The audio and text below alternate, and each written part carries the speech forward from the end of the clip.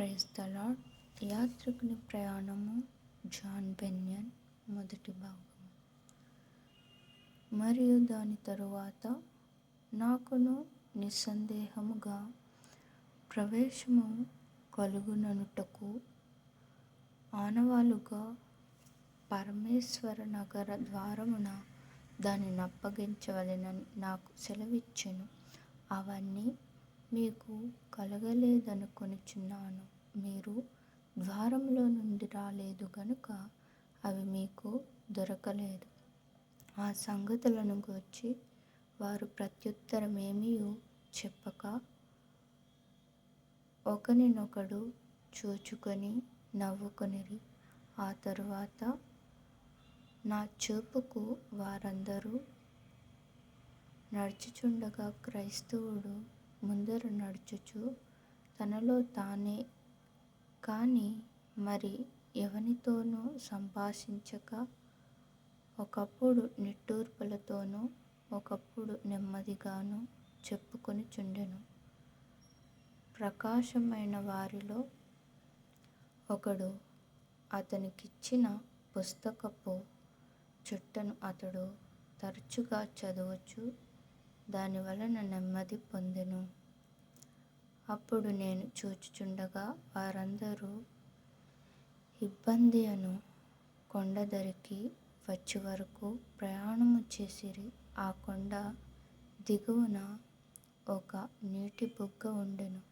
మరియు ద్వారము నుండి తిన్నగా వచ్చు త్రోవ గాక వేరే 2 త్రోవలు అక్కడ ఉండెను. వాటిలో ఒకటి ఎడమ తట్టున, రెండవది కుడి తట్టున కొండ దిగువగా చుట్టుకొని ఉండెను. అయితే ఇరుకు త్రోవ తిన్నగా కొండ మీదబడి వెళ్ళెను.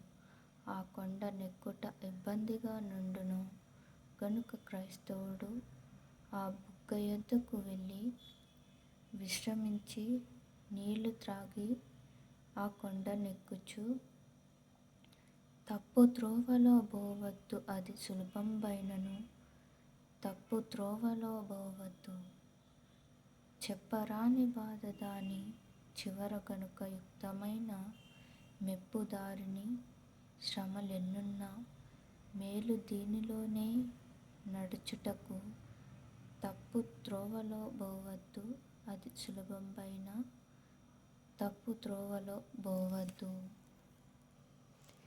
ఈ కొండ పొడవైతేనేమి, దీని నెక్కుటకు నా కోర్కె వెనుక తీయదు. ప్రకటమై గానవచ్చు బలుడైన ప్రయాసములను నాకభ్యంతరముగా జేయవు. పోక మాను నీ తెరవున నేను తప్పు త్రోవలో బోవద్దు, అది సులభంబైనను తప్పు త్రోవలో బోవద్దు. జీవనమునకిదియే మార్గమై యున్నట్లుగా నాదు భావములోన దోచెను.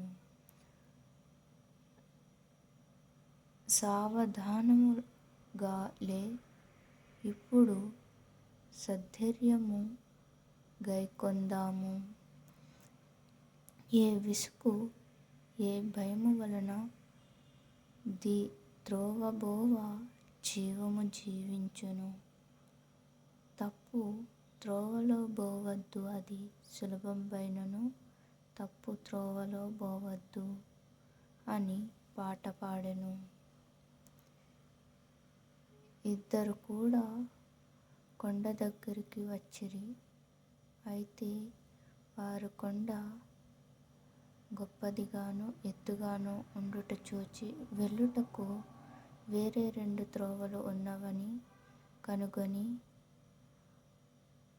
ఆవలి వైపున ఆ 2 త్రోవలు క్రైస్తవుడు కొండెక్కి వెళ్ళిన త్రోవను తిరిగి కలిసికొనవచ్చుననుకొని ఆ త్రోవలో నడవవలెనని ఉద్దేశించిరి.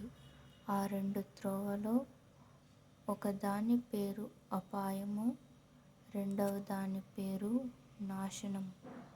అప్పుడు ఒకడు అపాయమును పేరుగల త్రోవను వెళ్ళెను.